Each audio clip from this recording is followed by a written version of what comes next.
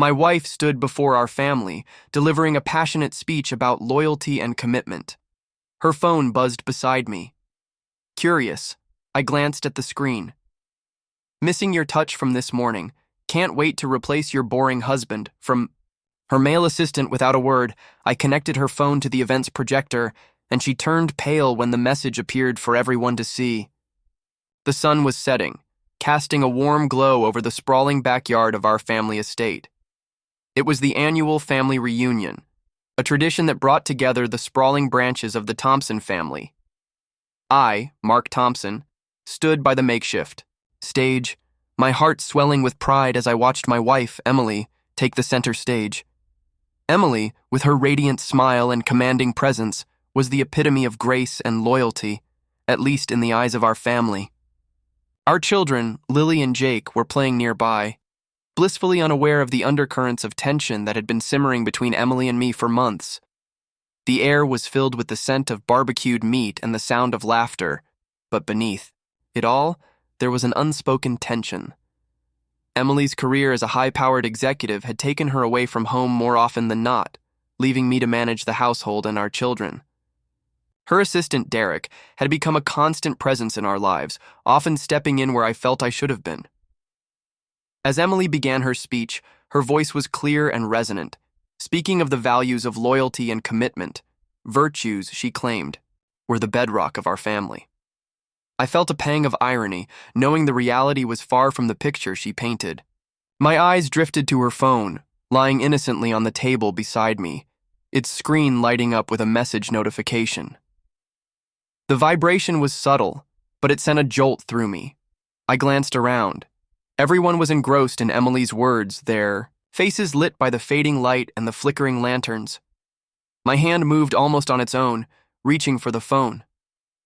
The screen was still lit, displaying a message from Derek. My heart skipped a beat as I read the first line.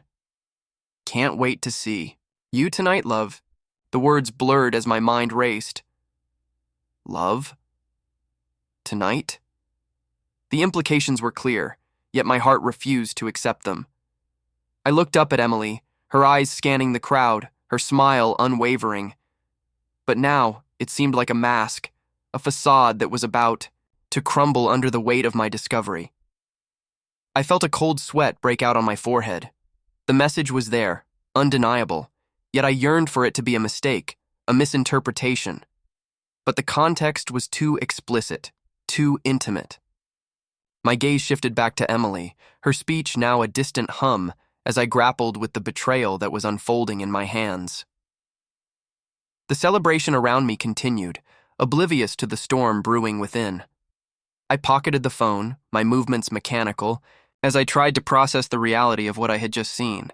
Emily's voice echoed in my ears, her words about loyalty and commitment now a cruel irony. The evening was supposed to be about family, about unity, but instead, it had turned into a personal battlefield. As Emily finished her speech to applause, I stood there, my applause weak, my mind elsewhere. What would I do now? Confront her? Ignore it? The options swirled in my head. Emily's speech was captivating, her words weaving a narrative of family unity and steadfastness. I tried to focus on her, but my gaze kept returning to her phone. The message notification was still there, taunting me with its secrecy. Unable to resist, I picked up the phone, my thumb hovering over the screen. The message was from Derek, her assistant. "Missing your touch from this morning. Can't wait to replace your boring husband." My heart sank, and a cold wave of betrayal washed over me. I looked up at Emily, her face glowing with the fervor of her speech, unaware of the storm, brewing within me. I felt a mix of anger, hurt, and a desperate need for validation. Was this the first time? How long had this been going on? My mind raced with questions, but one thing was clear. I needed to confront this here and now. The applause for Emily's speech was thunderous, but it sounded hollow to me. I clapped along, my hands moving without thought, my mind consumed by the words on her phone. As the crowd began to disperse, chatting and laughing, I moved towards Emily, my steps heavy with the weight of my discovery. "Emily," I said, my voice surprisingly steady despite the turmoil inside. She turned to me, her smile still in place, but it faltered when she saw the look in my eyes. "Mark, what's wrong?" she asked, her voice tinged with concern. I held up her phone, the screen still displaying Derek's message. "Can we talk? Now?" Her eyes flicked to the phone, and for a moment her mask slipped. Fear, guilt, and something else I couldn't quite place flashed across her face. "Mark, let's not do this here," she whispered, her voice low, trying to maintain some semblance of normalcy. But I was beyond caring about appearances. "No, Emily, here and now. What is this?" I demanded, my voice rising slightly, drawing a few curious glances from nearby relatives. She took a deep breath, her eyes searching mine for any sign of leniency. "It's not what you think," she started, but her words lacked conviction. "Then what is it, Emily? Because from where I'm standing, it looks like you've been intimate with your assistant." I paused, letting the implication hang in the air, careful not to say anything too explicit. "How long has this been going on?" Her face paled and she looked around, ensuring no one was too close. "Mark, please, can we go somewhere private?" I shook my head, my resolve hardening. "No. I want answers, Emily. Here. Now." She sighed, a sound of defeat. "It started a few months ago. I was lonely, Mark. You were always so busy with the kids and you thought Derek could fill that void?" My voice was icy, the hurt transforming into a cold anger. It wasn't like that. It was a mistake, a moment of weakness. With a resolve that surprised even myself, I connected Emily's phone to the event's projector. The screen flickered to life, casting Derek's message onto the large white sheet hung for the family slideshow. Emily's voice faltered as she turned, her eyes meeting the screen, then me. Her face drained of color, her speech forgotten as the room fell into a stunned silence. The family's murmurs grew into a cacophony of shock and disbelief. Emily's mother, always her biggest supporter, looked between the screen and her daughter, confusion etched on her face. My brother Tom, who had always been skeptical of Derek, gave me a look of grim satisfaction. Emily's eyes locked with mine, a mix of fear and defiance in them. "Mark, this isn't what it looks like," she started, but her words were drowned out by the rising voices of our family. I could see the panic in her eyes, the desperate need to explain, to salvage the image she had so carefully crafted. "It was just a mistake," she pleaded, her voice barely audible over the din. "A moment of weakness, Mark. You have to believe me." But the evidence was there, projected for all to see. The message was clear, the intent unmistakable. I felt a surge of anger, not just at Emily, but at the situation, at the public humiliation. "Emily, how could you?" I said, my voice cutting through the noise. "How could you do this to us, to our family?" She stepped closer, her hands reaching out to me, but I stepped back, the distance between us now more than just physical. "Mark, please, let's talk about this alone," she implored, her voice cracking under the weight of her emotions. But I was resolute. "No, Emily, this isn't just about us anymore. It's about trust, about the values you just spoke about. How can we believe in loyalty when you've been involved with someone else?" The room was thick with tension, relatives whispering, some looking away, others staring in disbelief. Emily's father, a man of few words, stood up, his face stern. "Emily, is this true? Have you been unfaithful to Mark?" She looked around, her eyes wide, searching for an ally but found none. "Dad, it's not that simple. It's quite simple, Emily," he interrupted, his voice firm. "You've either been faithful or you haven't." The silence that followed was deafening. Emily's shoulders slumped, her usual poise shattered. I made a mistake," she admitted, her voice barely a whisper. My heart, which had been racing with anger, now ached with a profound sadness. The betrayal was not just a personal affront, it was a fracture in the very foundation of our family. Tom, ever the voice of reason, stepped forward. Mark, what do you want to do? How do you want to handle this? I looked at Emily, really looked at her, seeing not just the woman I loved, but the person who had chosen to step outside our marriage. I need time, I said, my voice hollow. I need to think. The family began to disperse, the celebration now a distant memory, replaced by a heavy atmosphere of betrayal and confusion. Emily stood alone, her eyes following me as I walked away, the projector still casting the damning message onto the screen, a stark reminder of what had been lost. As I walked through the garden, the night air cool against my skin, I felt the weight of the evening's revelations, the laughter, the warmth of the family reunion, all overshadowed by the cold reality of infidelity. I knew decisions had to be made, not just for me, but for our children, for our future.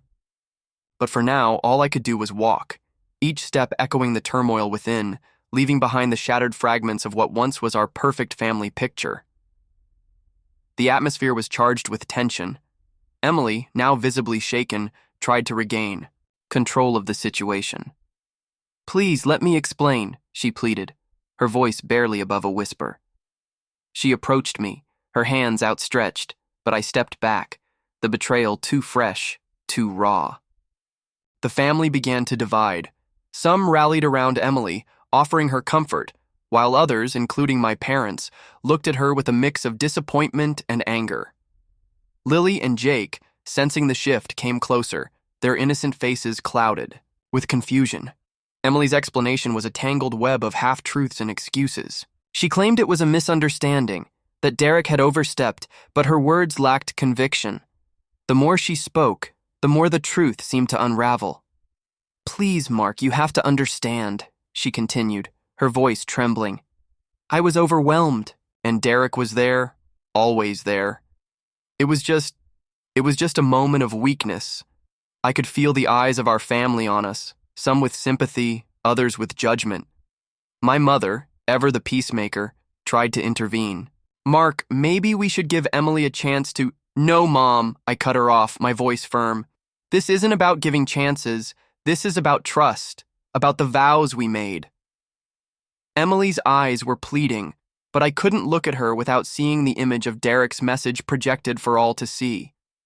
Mark, I swear, it was nothing more than a fleeting mistake. I love you. I love our family. Please don't let this destroy us. But the words felt hollow, the promises broken. My brother Tom, always the pragmatic one, stepped closer, placing a hand on my shoulder. Mark, think about what's best for Lily and Jake. They're watching, they're listening. I glanced at our children, their eyes wide, absorbing the gravity of the moment. My heart ached for them, for the innocence they were losing. I need time, I repeated, my voice now a whisper, more to myself than to anyone else. I need to think about what's best for all of us. Emily's mother, tears in her eyes, approached her daughter, wrapping her in a comforting embrace. Emily, how could you let this happen? She whispered, her voice thick with emotion. The room was a battlefield of emotions, with alliances shifting and loyalties tested. Emily's father, his face a mask of stern disappointment, finally spoke.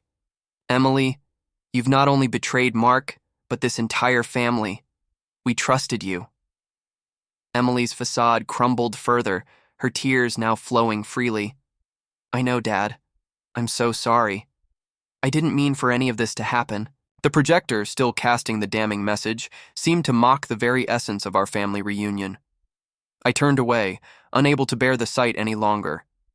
The cool night air hit me as I stepped outside, the garden now a refuge from the chaos. Inside, I walked, my steps heavy, each one a testament to the weight of the betrayal. The laughter from earlier, the warmth of family, all felt like a distant dream. Now all that remained was the cold, stark reality of infidelity. As I wandered through the garden, I could hear the murmurs of the family behind me, the clinking of glasses replaced by hushed conversations. Decisions loomed large, not just for me, but for the future of our family. The path ahead was unclear, the future uncertain, but one thing was certain. The perfect family picture we had all cherished was now shattered, and the pieces would need to be picked up, one by one, in the days to come. The climax came not with a shout, but with a quiet admission. Emily, cornered by the undeniable evidence and the family's probing questions, confessed. "Yes, Derek and we've been involved," she admitted, her voice breaking. The room went silent, the weight of her words hanging heavy in the air. I felt a mix of relief and devastation. Relief that the truth was out, but devastation at the confirmation of my worst fears. Our family, once a symbol of unity, was now fractured. Emily's parents looked devastated, her father's face a mask of sorrow and betrayal. Lily and Jake, now, fully aware of the gravity of the situation, clung to me, their small bodies trembling. Emily reached out to them, but they recoiled, their trust shattered. The room was thick with tension, relatives whispering, some looking away, others staring in disbelief. Emily's mother, tears in her eyes, approached her daughter, wrapping her in a comforting embrace. "Emily, how could you let this happen?" she whispered, her voice thick with emotion.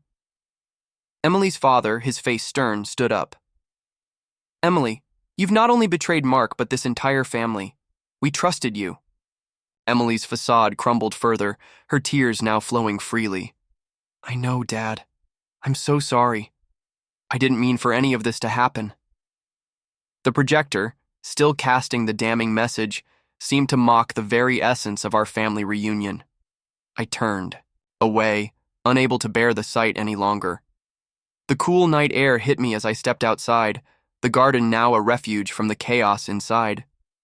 I walked, my steps heavy, each one a testament to the weight of the betrayal. The laughter from earlier, the warmth of family, all felt like a distant dream. Now all that remained was the cold, stark reality of infidelity.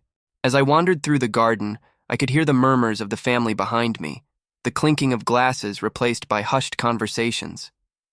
Decisions loomed large, not just for me, but for the future of our family. The path ahead was unclear, the future uncertain. But one thing was certain. The perfect family picture we had all cherished was now shattered, and the pieces would need to be picked up one by one in the days to come. I paused by the old oak tree, where Emily and I had carved our initials years ago, a symbol of our love and commitment. Now, it felt like a cruel reminder of what we had lost. I leaned against the trunk, the rough bark grounding me as I tried to make sense of the evening's revelations. Inside, the family was still reeling. Emily's mother was consoling her, while her father stood by, his disappointment palpable. My own parents, usually the epitome of calm, were visibly shaken. My brother Tom, ever the voice of reason, was likely trying to mediate, to find a way forward. But what was the way forward? Could we ever rebuild the trust that had been so thoroughly broken? I thought of Lily and Jake, their innocent faces clouded with confusion. They deserved better than this, better than a family torn apart by secrets and lies. The night air was crisp, carrying the faint scent of the barbecue, now extinguished. I looked up at the stars, seeking some semblance of peace, but all I found was the reflection of my turmoil. Emily's voice echoed in my mind, her speech about loyalty and commitment now a bitter irony. How could she stand there, speaking those words while carrying such a heavy secret? I knew I had to confront her, to talk, to understand. But not tonight. Tonight, the wounds were too fresh, the betrayal too raw. I needed space, time to process, to decide what was best for all of us. As I turned back towards the house, I saw Emily standing at the edge of the garden, her silhouette framed by the light from the windows. She looked lost, her usual poise replaced by vulnerability. Our eyes met, and for a moment, time seemed to stand still. There was so much to say, so much pain to unpack. But for now, all I could do was walk past her, leaving her standing there, alone with her thoughts as I walked away, the crunch of gravel under my feet echoing the finality of the moment. The aftermath of the family reunion was a somber gathering. Emily and I, after a long, painful conversation, agreed to separate, at least for now. It was a decision made not out of anger, but from a place of needing space for healing and reflection. The children, Lily and Jake, would stay with me, their innocence too precious to be caught in the crossfire of adult mistakes. I watched as Emily left, her figure a silhouette against the setting sun. The vibrant woman who had stood before us hours ago was now a shadow, her steps slow and heavy. The family, though divided, rallied around Lily and Jake, offering them the love and support they needed in this tumultuous time. As for me, I stood alone, watching the remnants of what was once a perfect family picture. The betrayal was a wound, deep and raw, but the support of my family was a balm, soothing the edges of my pain. I knew the road ahead would be tough, filled with questions about what went wrong and how we could move forward. But for Lily and Jake, I would walk it. No matter how steep or rocky the path. The house felt emptier without Emily's presence, her laughter, her energy. The silence was deafening, a stark contrast to the usual bustle of our daily life. I found myself wandering through the rooms, touching the places where her things once sat, now removed or packed away. Each item was a memory, each memory a reminder of what we had lost. The children, sensing the shift, clung to me more than usual. Their questions were simple, yet profound. "Where's Mommy going?" Lily asked, her voice small and uncertain. "She needs some time to think, sweetheart," I replied, kneeling to meet her eyes, trying to convey reassurance. Just like how we sometimes need space when we're upset. Jake, ever the observer, watched me closely, his young mind processing the change. "Will she come back?" he asked, his voice barely above a whisper. "I don't know, buddy," I admitted, pulling him into a hug, "but we'll be okay. We'll always have each other." The days that followed were a blur of routine and reflection.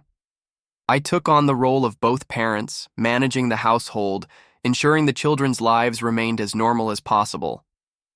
Family members stepped in, offering help, their presence a reminder that while our immediate family was fractured, the extended family was our backbone. Emily's absence was palpable, not just in the physical sense, but in the emotional void she left behind. Her betrayal was a specter at the dinner table, in the quiet moments before sleep, in the laughter that now felt forced.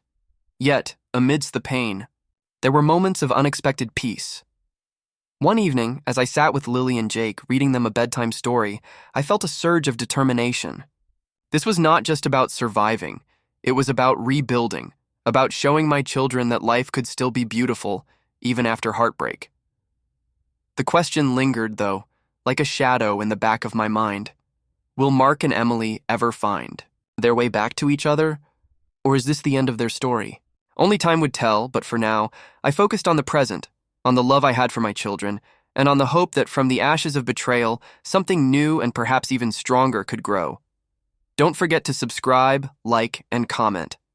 If you enjoyed this story, this will help us create more engaging stories for you.